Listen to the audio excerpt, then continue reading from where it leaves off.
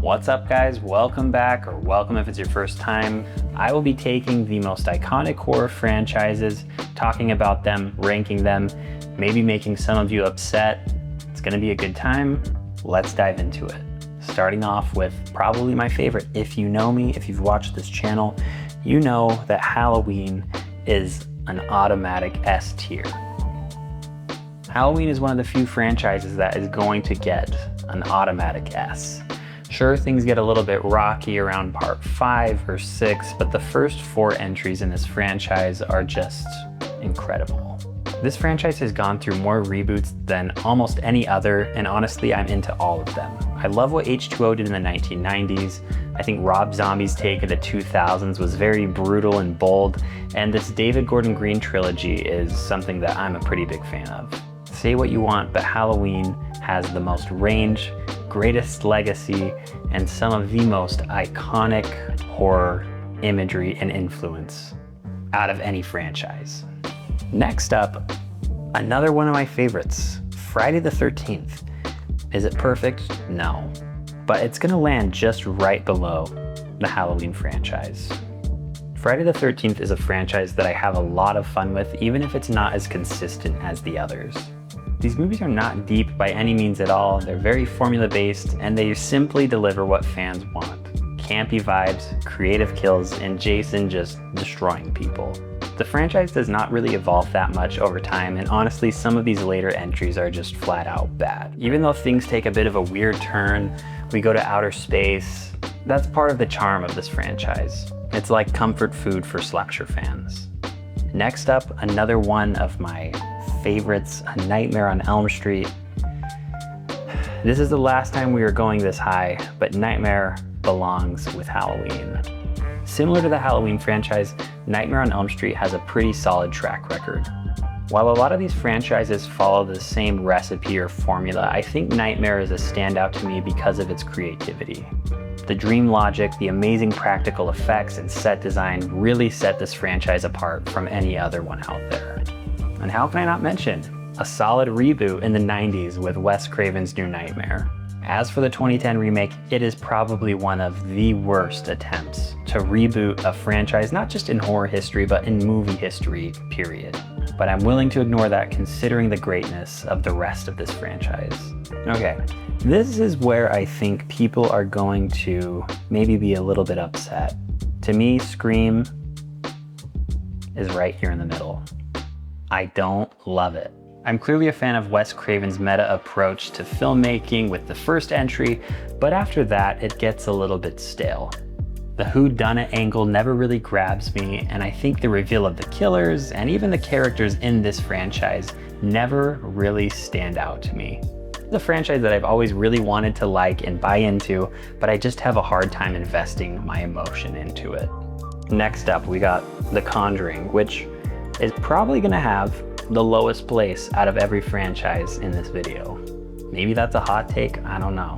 The original Conjuring, I will say, is a near perfect example of how to do haunted house horror. I will say, as this franchise has expanded, I think that the films have become a lot less grounded and a little bit too over the top. The scares and ideas became a little too fantastical and lost the simplicity that the first Conjuring has that I really love. On top of that, the real-life legacy of Ed and Lorraine Warren and things that they did is all a little bit murky, which I feel casts a shadow over the based on a true story angle that this franchise likes to lean on. The longer this franchise goes on, the more and more it feels like it's just running out of steam. Next up, a personal favorite, but I don't think we can put it any higher than a B. The Texas Chainsaw Massacre. We have to go B tier. I am obsessed with the first 2 Texas Chainsaw Massacre films. The original is this hot, grainy, sweaty nightmare that has a lot of charm and has aged really well over the past 50 years. The sequel took a very sharp turn from that and leaned a lot more into comedy and campy vibes like a lot of its slasher peers of the 1980s, and honestly, I'm here for it. But everything beyond that, pretty rough. The 2003 reboot with Jessica Biel is pretty good, but very far from anything that the original was. Leatherface is an icon, no doubt, but The more this franchise started to try and explain his backstory and give him more superhuman strength like Jason or Michael, I think it made him less scary.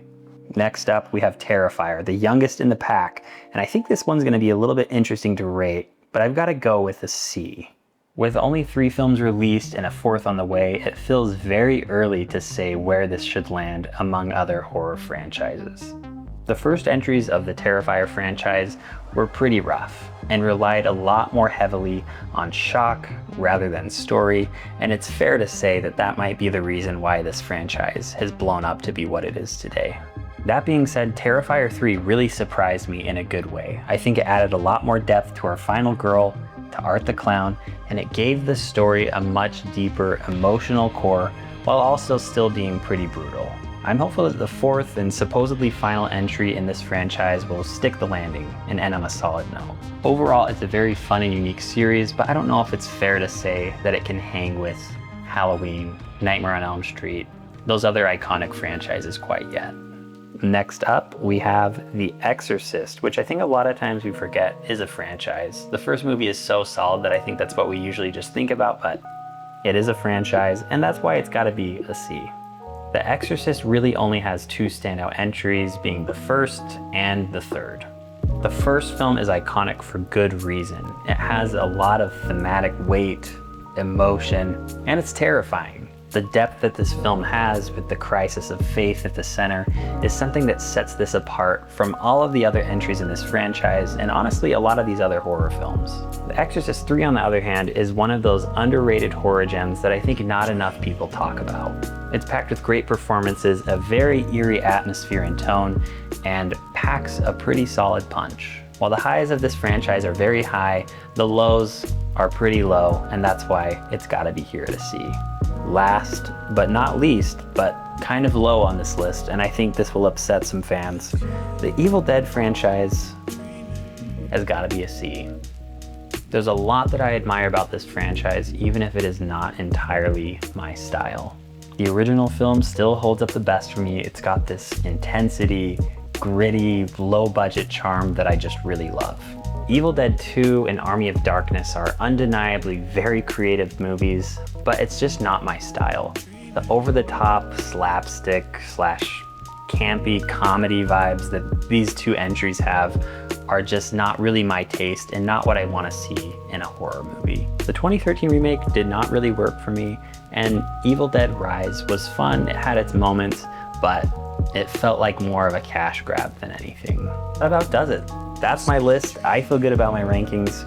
A lot of you maybe don't, but that's the fun of all of this. Let me know what things you would maybe change, what franchises you would like to see me talk about, and maybe we'll do another one of these soon. Thanks for watching, and I'll see you in the next one.